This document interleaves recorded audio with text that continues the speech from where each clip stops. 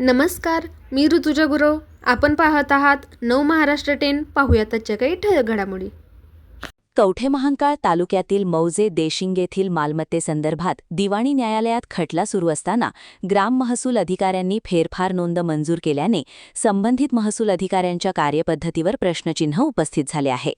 मंडळ अधिकाऱ्यांनी 15 जून 2026 रोजी ग्राम महसूल अधिकाऱ्यांनी फेरफार नोंद 110/24 दाखल केलेली नोंद मंजूर करण्यात आली.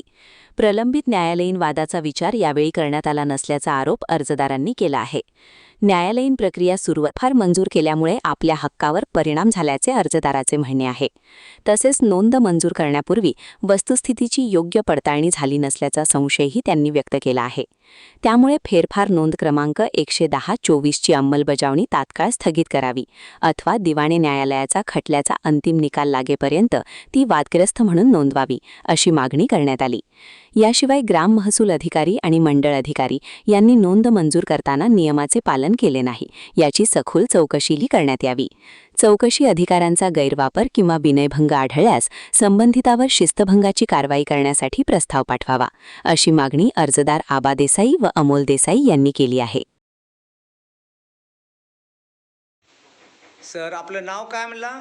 संतोष बाबासो देसाई, ग्रामपंचायत सदस्य देशिंग, तालुका कवठेमहांकाळ, जिल्हा सांगली. काल एका वृत्तपत्र वाहिनीमध्ये तुमच्या वर अन्याय झाला आहे असं काहीतरी मला कळलं. मी वाचलं ते, त्यामुळं मी नव महाराष्ट्र चॅनल या माध्यमातून आज कवठेमहांकाळ येथे आपली मुलाखत घेण्यासाठी आलेला आहे.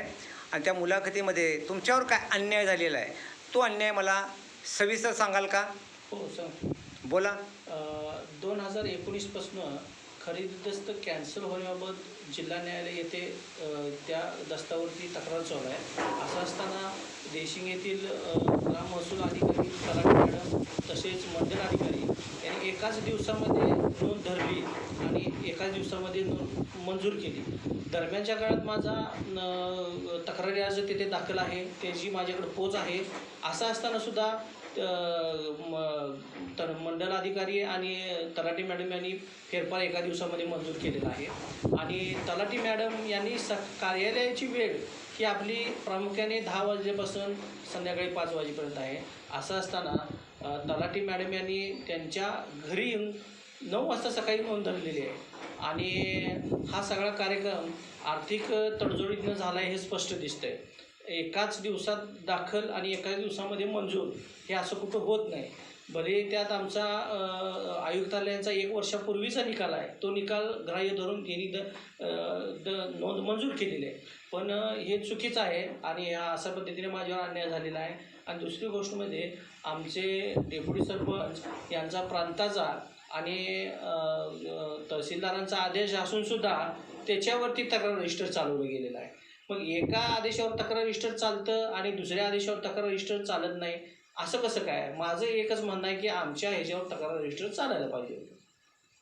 ओके, धन्यवाद आपण मुलाखत दिल्याबद्दल.